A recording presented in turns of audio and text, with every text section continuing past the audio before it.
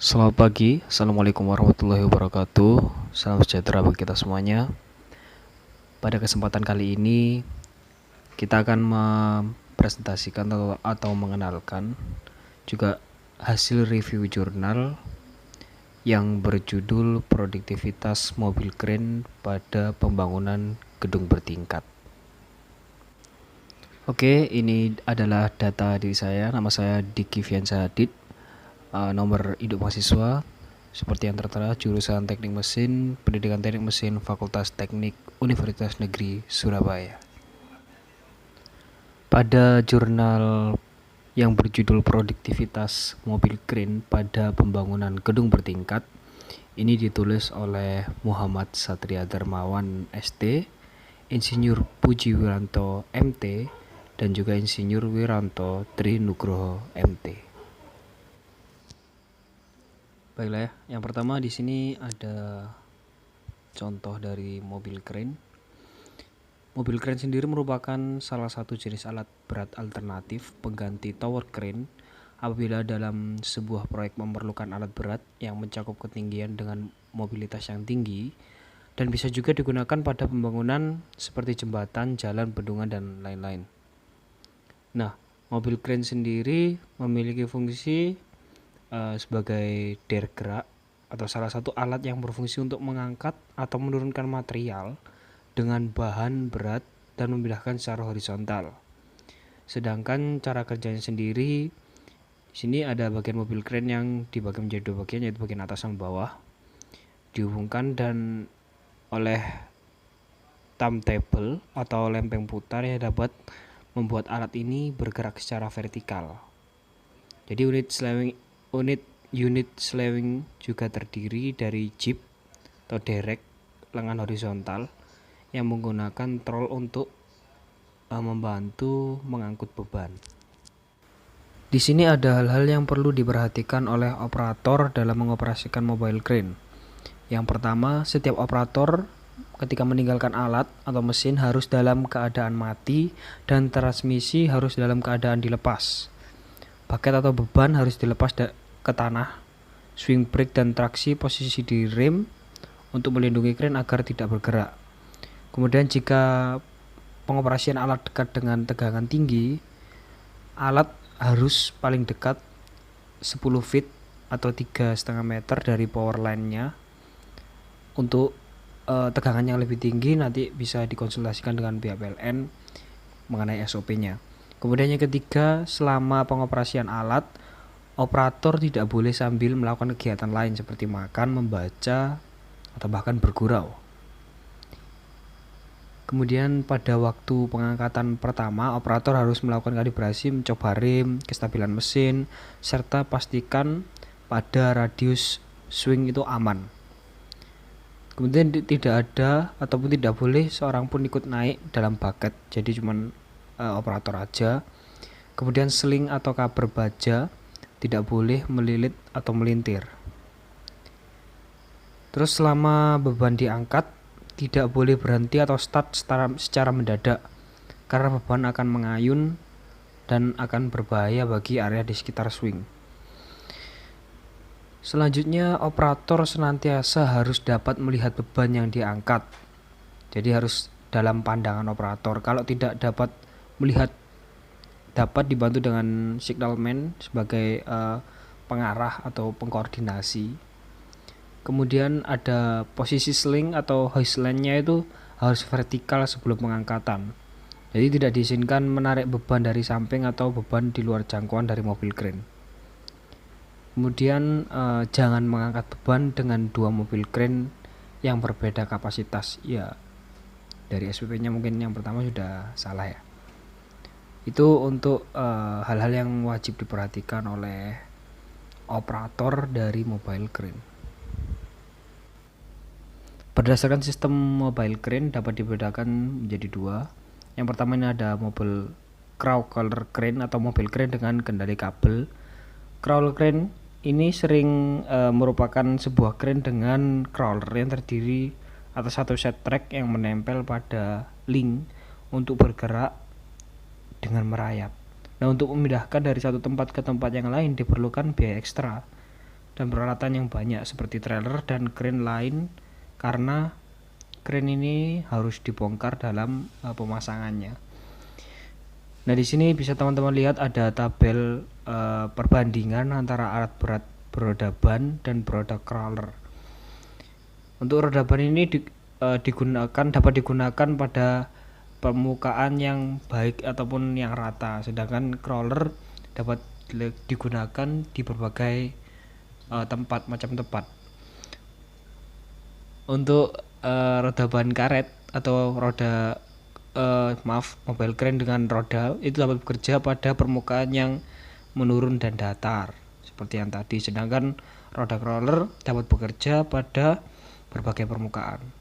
Kemudian untuk cuaca juga mempengaruhi pada mobile crane dengan roda ban, sedangkan untuk roda crawler itu dapat bekerja pada tanah yang basah ataupun berlumpur, jadi kebalikannya. Untuk roda ban itu dapat bekerja baik untuk jarak tempuh yang panjang, sedangkan roda crawler mempunyai jarak tempuh yang relatif pendek. Kemudian untuk roda ban karet ini dipakai untuk mengatasi tanah lepas, sedangkan roda crawler dapat dipakai untuk mengatasi tanah yang keras. Kemudian yang terakhir ada roda ban karet ini kecepatan alat dalam keadaan kosong itu tinggi, sedangkan roda crawler kecepatan alat dalam keadaan kosong itu rendah. Di sini ada bagian-bagian dari crawler crane. Itu yang nomor 1 ada crawler. Ini untuk memindahkan crane di area kerja yang dengan cara tram motornya ini memutar truk pada sprocketnya. Kemudian nomor 2 ini ada superstructure atau tempat crane berputar, ruang kontrol operator atau tempat peralatan lain. Kemudian itu ada counterweight atau bobot yang digunakan untuk menyeimbangkan beban dan berat crane dalam memberikan stabilitas pada saat mengangkat. Pada nomor 4 ini menunjukkan gambar jeep. Ini perpanjangan atau tambahan yang melekat pada titik boom sehingga memberikan tambahan panjang boom untuk mengangkat beban yang ditentukan. Nomor 5 itu ada hook block untuk mengaitkan pada material yang akan diangkut. Terus nomor 6 itu ada pulley untuk memutar bagian pengait sehingga dapat dinaikkan atau diturunkan.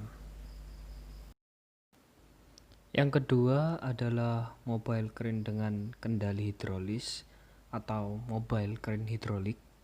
Nah, jenis crane ini banyak digunakan karena mempunyai pergerakan yang cepat dengan didukung kendaraan truk, kelincahan dan kemampuan membelok dengan stabil. Selain itu dengan boom pada hidrolik crane dapat diganti-ganti ukurannya bahkan selama masih ada dalam proyek konstruksi. Semua pengoperasian crane ini menggunakan tenaga hidrolik. Hidrolik crane ini juga didukung oleh 2 atau lebih variasi pergerakan roda. Nah, mobile crane ini dipasang pada unit truk untuk superstructure. Superstructure-nya ini dipasang pada bagian belakang dari chassis truk dan tenaga penggeraknya. Nah, untuk operasinya terpisah dari tenaga truk. Penggunaan crane jenis ini harus disesuaikan dengan kondisi lapangan, tinggi bangunan yang akan dibangun, karakteristik lapangan, dan pertimbangan biaya. Di sini ada bagian-bagian dari crane hidrolik.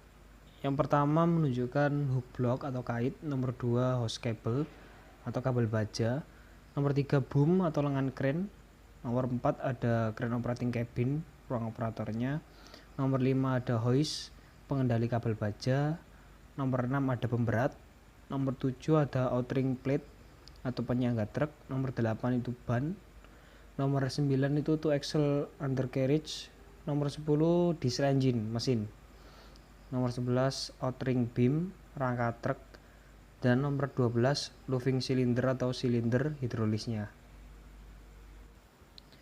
Di sini ada studi kasus untuk jurnal yang kita bahas kali ini. Nama proyek kasus yang akan dibahas adalah proyek pembangunan training center dan hotel di BPJA. Lokasinya di Jalan Pakuwon, Taman Budaya, Sentul City. Terus kontraktor utamanya PT Pembangunan Dwipaka dan seterusnya, dan waktu pelaksanaannya 492 hari. Jadi dari 25 Oktober 2013 sampai 28 Februari 2015. Untuk waktu pelaksanaan pengambilan sampel dimulai pukul 8 sampai dengan pukul setengah 12 dan pukul 1 sampai pukul 5 sore. Sehingga analisis digunakan selama satu hari penuh hari kerja.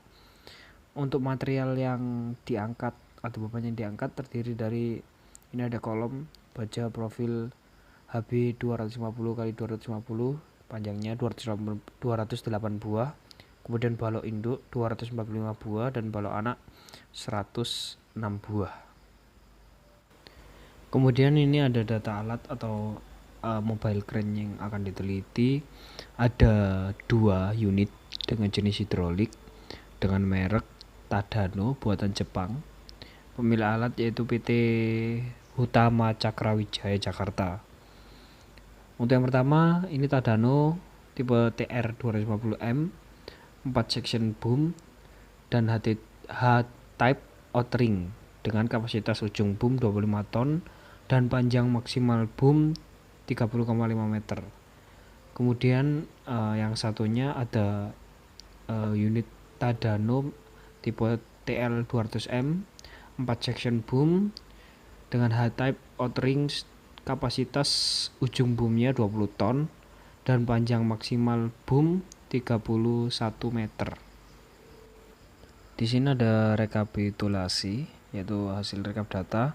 Jadi produktivitas per jam kinerja alat mobile crane hidrolik pada pekerjaan erection atau pemasangan struktur kolom dan balok di gedung ini adalah 166,319 jam dengan menggunakan 2 alat berat dan pekerjaan per hari 8 jam. Jadi ditemukan dengan rumus total yaitu 21 hari. Data lapangan yang didapat 27 hari. Jadi lebih lambat 6 hari dari proses pengambilan data secara accounting atau kalkulasi data. Di sini ada tabel jumlah ton hasil baja kolom dan balok dan juga nilai hasil perhitungan produktivitas alat.